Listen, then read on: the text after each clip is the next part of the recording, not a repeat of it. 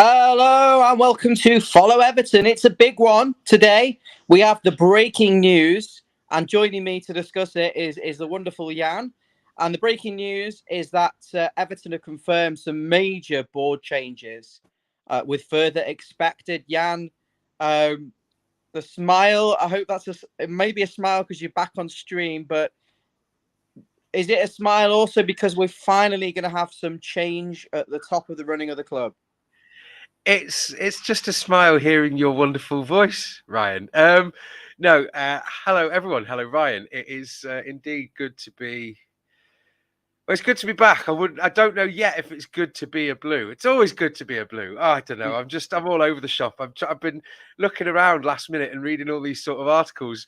Yeah, it's a bit odd, isn't it? Yeah, I mean, I can't say it came as a shock, if I'm honest with you. I think the clamour for months and months has been for changes at board level. Based on the statement today, which I will ask you to read, it looks like this has been in the pipeline for a number of months, and that the current board or the outgoing board have been looking at succession and who's coming in front of them, who's coming behind them, I should say, and doing a handover. Now, who they are, who they're handing it to, remains to be seen. We suspect MSP, the investors, will have a number of seats on the board, and it'll be a couple of those. But it's not come as a surprise, this news. Denise Barrett Baxendale, the chief executive officer of the football club, and Grant Ingles, the finance director, and also Graham Sharp. Now, I have more sympathy for Sharpie, really, as an Everton legend, but he's got into bed with the wrong people, I should say. And look, we don't have a personal thing against any of them, Jan, do we? We just want a better Everton. Yeah. Okay. Firstly, I don't know whether to. Yeah, okay. Caveat. Yeah, absolutely. It's nothing personal against them as individuals, and I don't agree with any of the personal attacks. I completely understand. Oh, do you like my little headline? Very good. Very clever. Thank you. I look. It's nothing against them as individuals. Although I completely understand where people are coming from. It's things that seem orchestrated by that fan in corporate who put his arm around Denise Barrett Baxendale, and then the club really released this weird statement, and then letting the players leave, which no doubt contributed to Anthony Gordon's mentality and him going to Newcastle. Just all these little things that seem to be, why are you leveraging our support for your own for their own sort of security? And it seems like they weren't putting the club in ahead of their own personal desires. I mean, yeah, of course you've got to have ambition, which makes you good people. Or the right fit for the club, because if your vision aligns as an individual with the position you're in, then you're going to drive the club forward. But it seemed like for some people it was a vanity project, and yeah, and specifically with Graham Sharp, I think he was very much thrown under the bus. He was used to leverage support on a board and wheeled out as very much, agree, here you go, you're in the upper echelon, Sharpie, you're one of the best sort of living players who last won this with the club. And it breaks my heart to see that, because of the situation that we were put in, that he's been put in this situation. So yeah. It's nothing personal. There's quite a bit to digest, Yana. We'll go to the comments very quickly and just welcome everyone into the stream. So, hi, Brian, Richo, thanks for coming. And Toothy, Adam, TJ Mid. Of course, if you're new here, subscribe, turn notifications on, and always like the video no matter where you're watching, whether that's Facebook or YouTube. Jan, you hit the nail on the head. I think there's a few things to discuss. Of course, the future of Bill Kenwright, the future of who is actually going onto the board. But if you've got the statement in front of you, could we break it down paragraph by paragraph, if that's okay? Are you able to read the first little bit? And I mean, I can do. Firstly, as well, before, just to give people an idea, I don't know whether you want to touch on this quickly, but as I was looking through the news in the last sort of 45 minutes or so, apparently Carlo and Ancelotti is suing the club. I mean, it just sums everything up, doesn't it, really? Right, but I'm curious as to on what grounds he chose to leave. Like, Yeah, goodbye. yeah. I hope we win. Yeah. Hello, Madrid.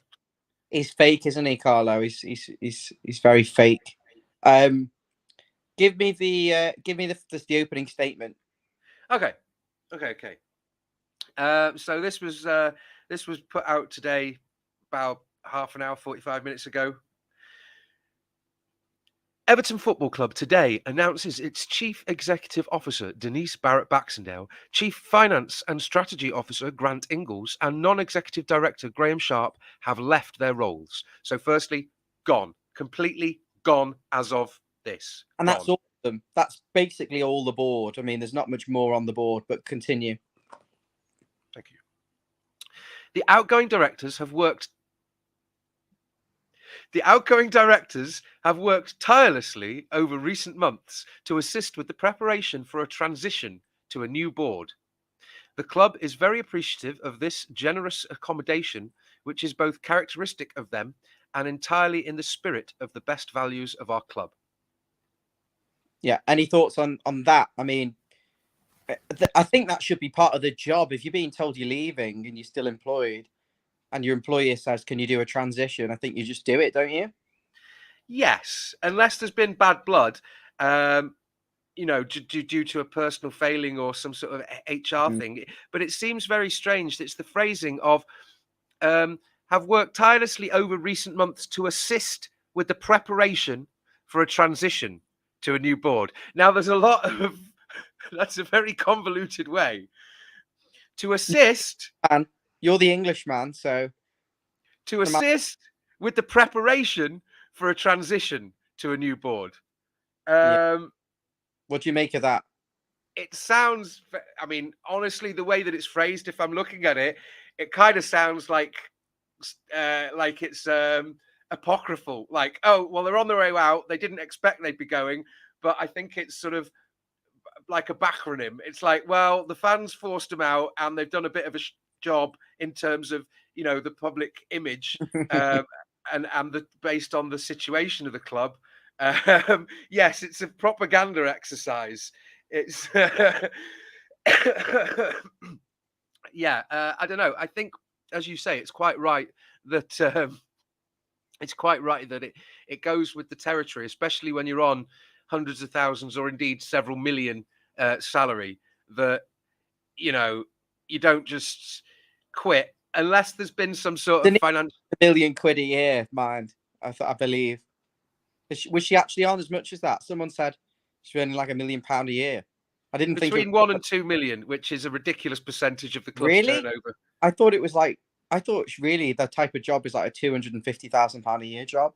Ordinarily, yes. Yeah. When you look at the percentage of turnover, yeah. Okay, maybe we've got. Let's move on to the next part of it. Yeah. A statement from the department directors reads: "We have all been fully committed during our time here and are disappointed to have made the decision to leave Everton." This is the weird one, isn't it? We're disappointed to have made the decision. So basically, that is saying we were forced to go. Absolutely. Yeah. Yes. So I don't know whether that's from Mashiri or, I mean, I don't know whether I will touch on this now, but we can revisit it. But I think it pushed before shoved.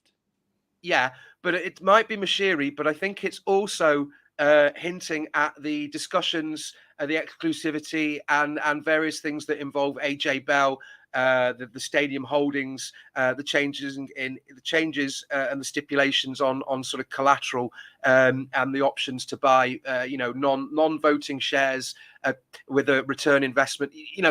Basically, I think it's a proviso that was done during discussions with MSP or any future investors and purchasers that would be okay, but the fans aren't liking the board. What have the board done? How have you got in this financial situation that you're facing financial fair play and an independent adjudication by an independent panel? And also, we have going concerns. Basically, they'd have going concerns about purchasing a club that doesn't seem to have the right people in place. So it seems to be that if we want to buy this club, or this business, we want to make sure that we're cutting off the dead wood or the dead weight. Yeah. I will continue while Ryan sorts out his... I was listening to the whole thing. Now, you made a good point, and I was just taking note there. So we would suspect, pushed before shoved, a combination of the fans, the new investors coming in saying it's got to be done, the club's a circus, and also Farhad Moshiri really probably trying to protect his asset. So yeah, because I mean, regardless of how rich you are, you don't get that money, and you don't keep that money by throwing bad money after good. You want to protect the money you've got, or it's like chasing losses. You don't, if it works, it works. If it doesn't work, get rid. So yeah, we have worked tirelessly alongside our chairman in what has been a challenging period to deliver some of the most significant projects in Everton's history, projects that will safeguard and sustain the commercial future of the club for generations to come. Essentially, Bramley Moore. Yeah, but we're not, I just said this, we're not a stadium manufacturer. We're not a construction company. We are a football club. And on the pitch and off the pitch, in terms of performance related to the footballing aspect, we are poor. So whilst I've got a lot of respect and I'm grateful to whatever they've done related to the stadium, to which extent I have no idea, by the way, it could have been this much or absolutely fundamental. I mean, the way they've pictured it is like Denise was the be all and end all who did the stadium, but the footballing thing dictated, the need change. In a way, that's irrelevant for me, Anne. Yeah, well, I mean, I know because as a footballing club, your first order of business is football and success on the pitch. Sorry, I've just completely lost that the statement there. Is success on the pitch, but in order to expedite that or to back that up and have a good foundation, you need to have the right financial structure. And in order to play by financial fair play rules and the stratification, the protectionism that comes with that, protect the clubs that are generating the most income, stop teams breaking into that by spending unfairly, moral and ethical views on that aside, so part of that, foundational to that, is having a stadium where you can generate that kind of match day income. And as we can see from Spurs, from Arsenal, from with the Emirates and the new White Hart Lane, and West Ham, look at their ability to spend when they were gifted a stadium. Anyway, let's move on. I mean, it made a bit of a difference. Guys, I am seeing you in the comments. Nikki, TJ, Mr. Blue Skies. We'll come back to you, Stuart, Stu. We'll come back. I think TJ Mitt. Let's get that. That's worth that context.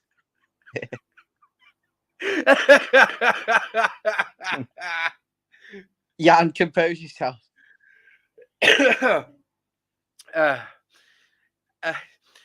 We are proud of the commercial growth projects. It still tickled me. We are proud of the commercial growth projects progressed during our time on the board, including the construction of the club's new waterfront stadium. Or what else? Anyway, sorry. The construction project, the largest currently on site in the UK, is progressing at pace. Well, I bloody hope so. Because you've delegated it to experts who know how to build stadiums. Yes, which is exactly, but that's the thing. You don't take credit. Like Moshiri should have delegated and not got involved with appointing Benitez or anything like that, right? You delegate correctly to the right people, and you praise them, and you say, under my stewardship, here's what we've done, and you say, as heading this team, and you get a certain amount of pride for picking the right people to do that and delegating and taking charge. That's hopefully what Denise Barrett Baxendale should do, or should take the credit from, because she went to Manchester University, did business, and her rise post academia has been quite meteoric. All background, there was no real genuine football. I mean, how much football background you need to be a CEO of a football club? Yes, but while that's true, and while I would defend that would only be the case if there were loads of other footballing people on the board. But when we've only had Barret Baxendale Ingles, Kenwright, and recently Sharp, you know, and then there's been others that have come and gone very briefly. We've not had a large board, and the way that they've had their fingers involved in things has just been so strange. Which I'll come on to in a minute when people are talking about what we'll talk about the things with Kenwright, and people are mentioning Thelwell and Dyche. Anyway, the club's partnership portfolio has been increased and diversified, reflected in record commercial partnerships and the expansion of our work internationally. So what is that stake, and the fact that we will no longer be allowed to continue being sponsored by stake because of the betting collective agreement? Are we on about Boxed, the local, you know, the heating thing? We had Angry Birds, which was sold for a ridiculous amount of time. What happened to Angry Birds on the sleeve? Angry Birds. Personally, on stake, Anyway. I think stake are great, and Yeah. annoyingly, because stuff like that won't stop people gambling, but it will just penalise and widen the gap between the top clubs, which can attract the blue chip mega corporations, and the rest of us who are languishing. But you would think, hopefully, there is life post stake, at, even if we have to go vegan, at the new stadium.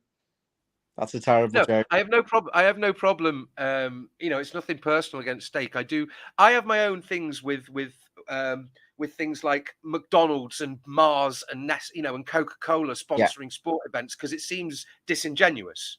I have no problems with club sponsors being these things, because a lot of things go hand in hand. I do feel it's a responsibility that corporations should have to have, you know, to be ethical about it.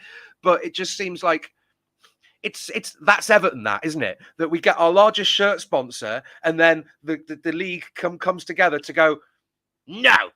I'm like, Typical. Yeah, it's typical. Right. So the portfolio's been increased. Okay, yeah, fair enough.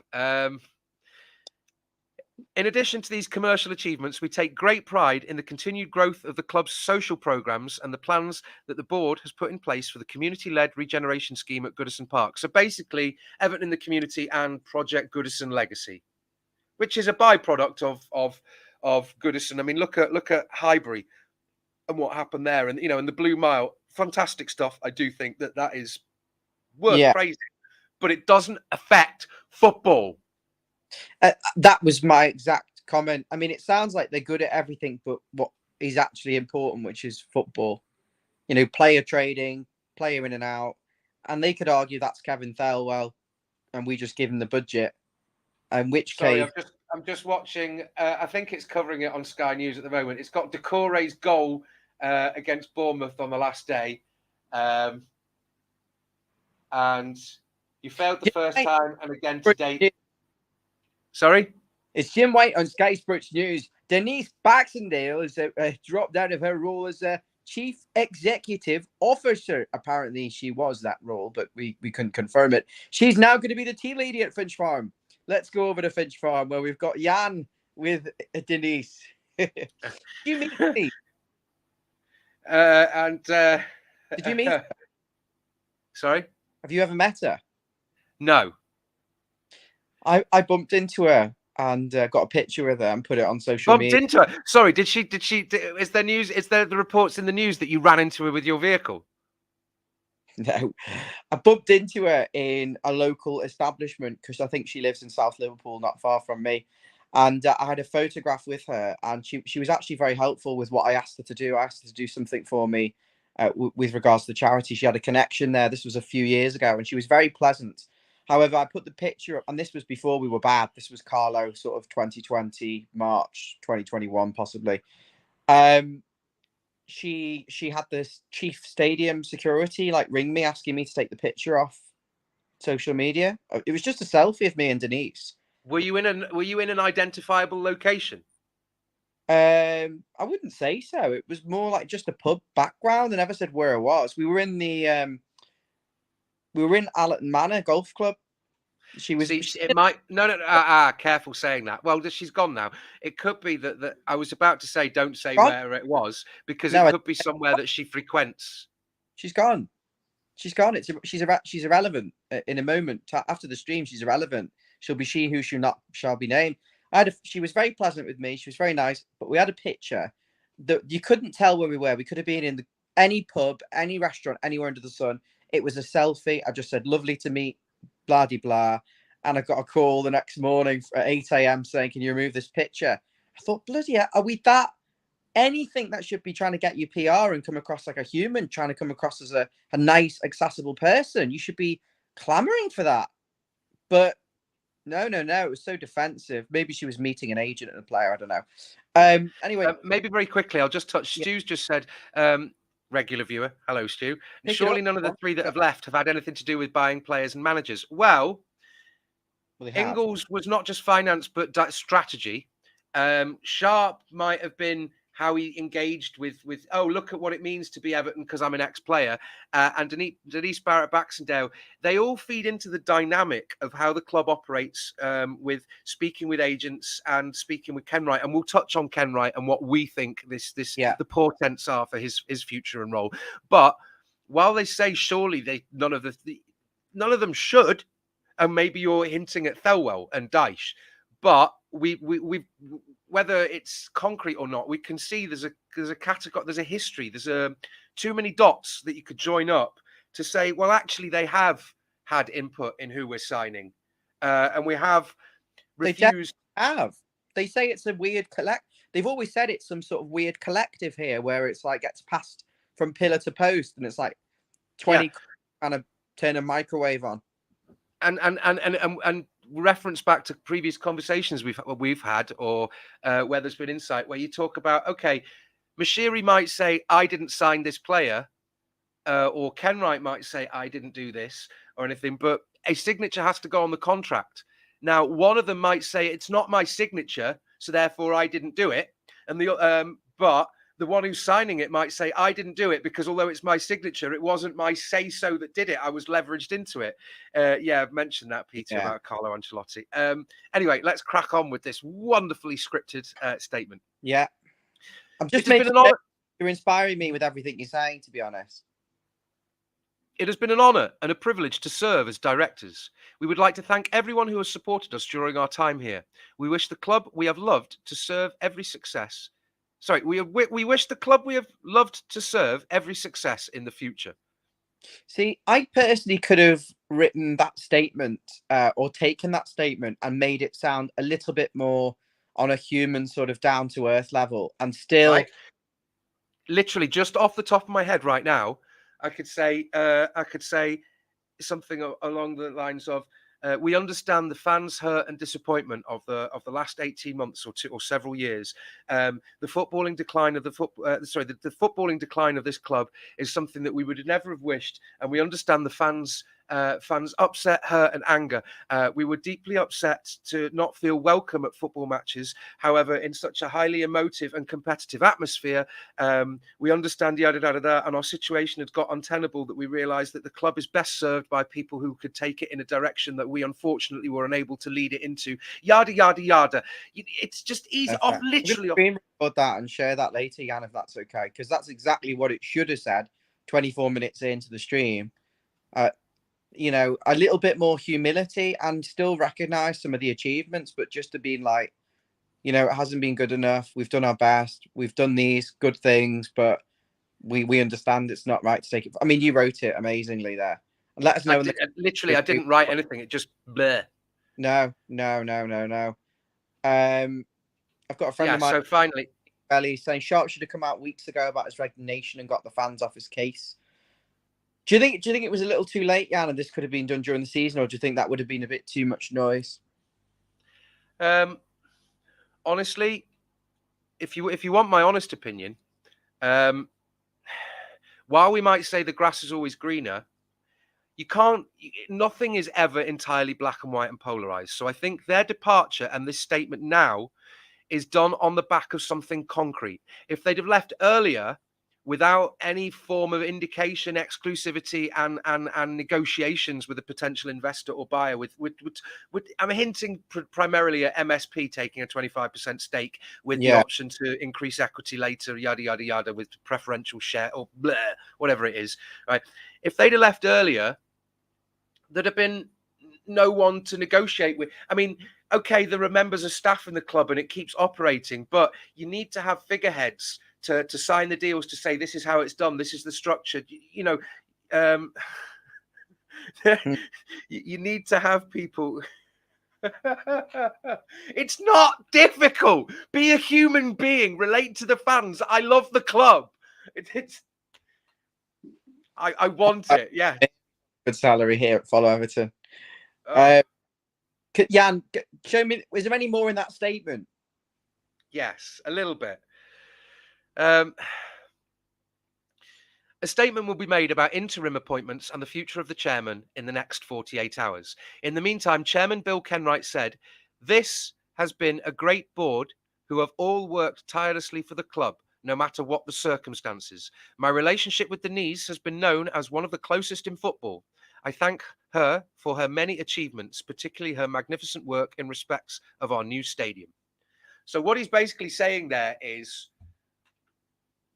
okay, I'm not putting words in the man's mouth.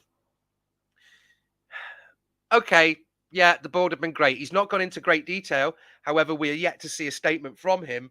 He's clearly had to say something. But I think what that indicates is there's been a transitionary period. The club can't be left without any directors. The way that the structure has to work, I don't think Moshiri can put himself on the board of directors. I don't know. Because it would just be footballing. Surely the stadium takes care of itself right now, and it's just transfers in and out and recruitment, and that's Stelwell. But I know what you're saying. But interim appointments to me says that there is no plan. Peter's not happy either. Peter Duggan, one of our regulars. Yeah, but interim appointments can be made permanent. I think it could be something along the lines of Moshiri and a deputy, or someone like Thelwell, because Thelwell should have been on the board in the first place, in my opinion. He should have been the board should have been more than 3 or 4 people. It should have been 7, 9 people. And he should have been one of the people on the board. Maybe Thelwell will go on the board. Maybe it will be Moshiri or a representative of Moshiri. Maybe it will somebody as a representative of MSP that they are. I don't want to say this in the wrong way, but at arm's length. Maybe there's a reasonable separation. Maybe it's someone who will be in charge of Bramley Moore or done on that AJ Bell Holdings. So it'll be director of football, Moshiri representative, someone for the new stadium. I think there should be someone on there who's responsible as head of Finch Farm. Yeah, I think we can't have a cake and eat it and say, okay, we want rid of them, but want someone lined up necessarily. If the person isn't there to take over and we are getting bought out, as Steve says here, due to full takeover, well, we're not sure. Mr. Blue Size is saying that interim a trial period, but you hope there is some sort of a plan, even if it is to do the interim, but with someone else in mind, maybe an actual genuine application process, because I think you do have to have application process for a job of this magnitude, and there will be someone out there who is the right fit to run this football club, under the constraints that we may have, which are financial, but that's another thing. Just on Kenwright then. For me, this is a strange one. I mean, personally, I would say that he should retire and leave and give a statement in a humility way. And have your seat at that's weird. Have your seat at Goodison as a fan, if so be it. But step down as chairman. Let someone else have a go now if the plan's there, or at least go to just lifetime president, which is kind of like.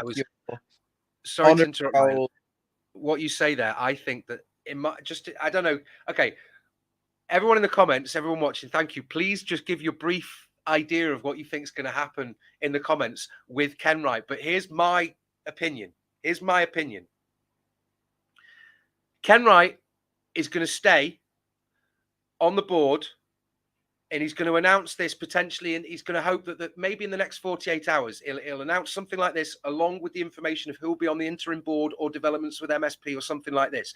But my suspicion, I'm not saying it's what I want. Here's my suspicion. Here's my prediction, is that Ken Wright, there will be a statement to say that Ken Wright will stay on the board in an executive fashion until there is something concrete about a takeover or a new board. And then he will transition to a non-executive, like life president, life chairman, whatever it is. And he will stay on the board until we move to the new stadium. And either once we move or a season after we move, he will then transition out, because he wants to see the club push on. And although we've not won something, he doesn't want to bow out now. He wants to see the move. Yeah. I don't have any objection with him being honorary life president if it means he steps out of a position of control. I don't. The thing is, we're always commenting on things that we don't fully understand or know. But all we go back to as a group of fans and as running this channel, all we can say is the performance on and off the pitch from a footballing perspective has been substandard. If you're bad at your job in terms of your results, if you run a restaurant and the food's always coming back, it's awful, bad reviews, you're not making any money, you sack the managers, you change the owners, you do all unless you're Amy's Baking Company, in which case you just attack everyone. It's the same no matter what job you're in. There's always a relative to the same situation at Everton. Let us know in the comments, what do you think about the Ken Wright situation? Are you happy with Denise leaving? Are you ecstatic that Denise has gone and that Grant has gone and that Sharpie's gone? Or are you gutted? Is there anyone here who's disappointed, who's scared of the unknown, who's frustrated, who's concerned? Captain Stewart. And just 1 second, Jan. Just if Ken Wright does stay, how would you feel about that? Jan, I think it's a good opportunity to look at the comments. Then, would you like to bring up some of the comments that you think are good to touch on? We've got 12 minutes. We're here till 6:30. Okay, well, Steve has just said he thinks Simon Jordan should be considered for a seat on the board. That would be divisive, I think. Seems to talk a lot of sense, but he wasn't that popular at Palace. Kind of. Yeah, but I think he's been divisive simply because of his media personality, and a lot of fans are. But having said that, the proof is in the pudding. I don't, as much as it's nice to like people, I don't care whether they're likable, as long as they get the job done. You can separate the personal and the professional. Peter thinks 777 would be better because they've got known ties in football. Was that Hertha Berlin and various? Neither of them look that impressive to me, but Steve wants Ken Wright totally out of the club. Brian says he should go before we turn on him. I think he'll be very, very heavily victimised now if Ken Wright stays and he's the only one that clings on. Peter wouldn't want Simon Jordan. Ken Wright. Dave says Ken Wright will stay until the new ground opens up. Matt says he'll stay for a while. Mr. Blue Sky is relatively similar to what I said. He'll stay until they find a new chairman and the new boardroom team comes in. Then he will resign. I think he might stay on in some sort of honorific position until the new ground, but you don't know. Do now would be to say I am going, but they're just trying to sort the other things out first. And Peter, well, Peter is not a big fan of Ken Wright there. Some of the stuff does sound a bit like inappropriate. Just don't say it, because you just don't. It's better to say nothing than Don't blame Amanda says, hope MSP are doing a full takeover. Bill Kenwright needs to go out of the board. Yeah, but the thing that's Captain Stewart, sorry, I'm just guessing by his epaulets there. Interesting that Villa Chief Executive and Director Christian Perslow stepped down before the Everton announcement. No. He's an ex-Liverpool, isn't he? No, not happening. Sorry, Stu. I mean, what? It's like that. Was it his name Rysdale from Leeds? I mean, you're going to get someone who's devising that. Sorry, anyway, never mind. Sorry. Is there anyone here who's gutted that they've gone and is worried about what you wish for? Because sometimes the grass isn't always greener. Can I? Okay, while we're waiting for people to comment on that, there is something that I want to say, and it's I am not a Ken Wright apologist, because for me, this is first and foremost the most important thing. You know, the club. No player is bigger than the club. No manager. No board member. No fan. No nothing. It's Everton through and through. Now, what I will say is, I'm not saying that mistakes are unforgivable, and I'm not saying that they cannot equally just be forgiven. I do feel very sorry for Ken Wright, who came in and loved the club, poured his money and heart and time, or to a certain extent, into a football club, and has just been desperately trying. And whether he's been good enough or not, that's a different argument and a conversation that we are having and people should have. But it's frustrating that he's also yeah, a multi-millionaire and a successful in theatre and could have easily moved abroad to but somewhere. he could have invested in theatres, and even bought theatres and production companies and made a lot more money. And maybe that could have gone hand in hand with Everton. I'm not sure, Jan, but I think that he could have walked away and had a great life without Everton and with the using his money and his spending time doing other things. I'm just trying to see that he's clung on, hasn't he? Because he's tied in. It's like asking you to walk away and stop supporting them.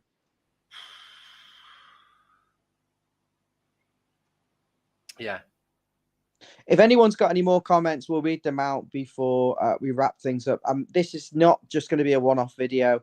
We'll have developing reaction and news to this on an ongoing basis because I've got a feeling that we will hear more on the Bill Kenwright situation in due course and also who's coming in. So we'll have other videos. I think this was a really, really good video, Jan, looking at the statement, breaking it down, giving our thoughts on it, and ultimately giving a reaction to the fact that the chief executive officer, the finance officer and Sharpie have left, and that Kenwright is expected to change his role at the club. So massive news. It's something you've been pining for, a lot of you, for a while. We finally got it. How do you feel? How do you feel? Let us know in the comments. Let's quickly get these through. We've got a couple minutes left. The Blues, I can never forgive him for throwing the fans under a bus with all the lies and division. Steer saying, I think we need people who challenge and question decisions. Absolutely. You can't have yes men. You need to have a robust and diverse, decision-making mechanism and process. And then when we've had people that are yes men to Mashiri pulling the purse strings, essentially, Mashiri should have done what Roman Abramovich did to an extent. I mean, I know he's not perfect and hadn't been perfect at Chelsea. He said, "Here's the money, do the job." And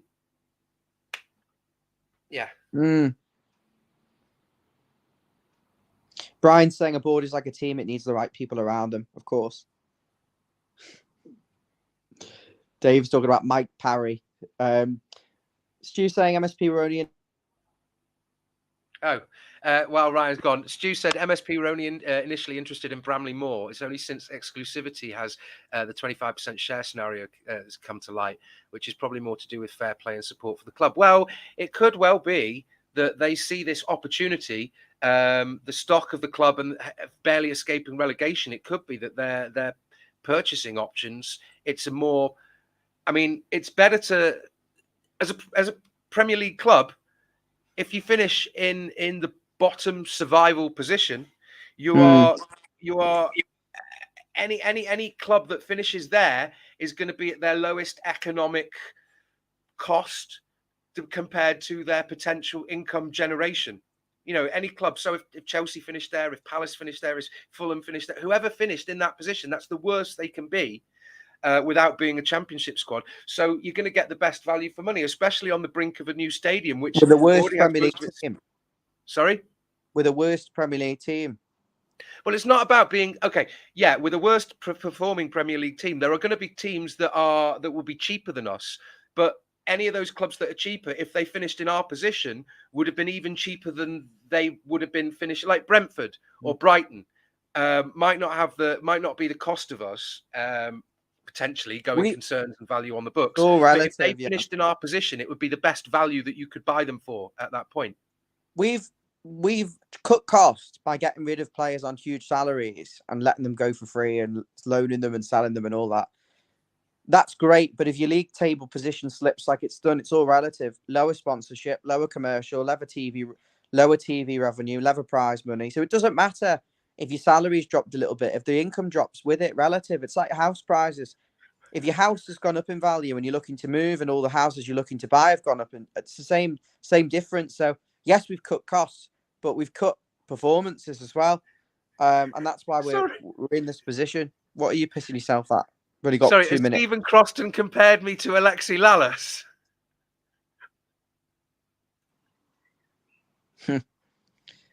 Nefet, make sure you've subscribed. Peter saying, hello, Blues, good news. It's not enough. What more do you want? We'll probably get Ken Wright gone in the next couple of days, or at least stepping down. I think. Well, beggars choosers. Well, the captain from earlier, did say that there may well be more interesting news tomorrow. Captain Stewart did seem to say that he hinted maybe he's a in the know person. Or maybe he knows people who are in the know, but he did seem to hint that there might be some more interesting news and developments by tomorrow. Yeah. Whatever it is, we need this dealt with very quickly by the end of June. My expectation, as my closing statement, is whatever's happening at the club, outgoing players, if they're the better players, outgoing players and outgoing board members, it all needs to be wrapped up by the end of June. So we've got a solid July of pre-season and to get players in. No messing about. Brian saying, can see it happening again. Get leftover players that have no money to buy. This is exactly why if our best players want to go, they can go, but it has to be done soon. So we've got money to invest earlier. None of this scratching around for bad signings later in the window. Oh, can I just, before we finish it, I know there's only 2 minutes left. Blister Blue Skies, I wonder if Tim Cahill will come into the boardroom. Right. All I was about to say is that we need to have, in my mind, there should be a different boardroom structure where you have the CEO, Chief Executive Officer, a COO, Chief Operating Officer, a Finance Director, a Director of Football, someone who's responsible for Finch Farm, the training, the scale, the team, all this kind of stuff. You also need someone who's responsible for scouting and player acquisitions, who's then like the liaison between other teams, agents, all that. And I also think that there should be someone on the board who is an ex-player that can then give a feedback and to have that transitionary, thing for new players. And for me, that's 1, 2, 3, 4, 5, 6. That's 7 positions. I'm gonna leave it. We're going to leave you on that cliffhanger. Thank you so much for joining us. What a fantastic stream with wonderful Jan. You can find him on Twitter, Jan with 2 N's, Dalf, DALF1. And we'll be back shortly as soon as we've got a development on the Ken Wright situation or anything to do with Everton Football Club. We're here for all the breaking news. We jumped on within 20 minutes of this announcement. So we are on the fly. It's almost like we've got nothing better to do, but actually we did have something to do and we dropped everything. And that's my bloody alarm to tell me that I need to go and pick something up from a shop that closes at 7 o'clock. A pharmacy. So I'm going to have to drop out. Make sure, shut up, Alexa. Alexa, stop. There are other home assistants available. We will see you soon.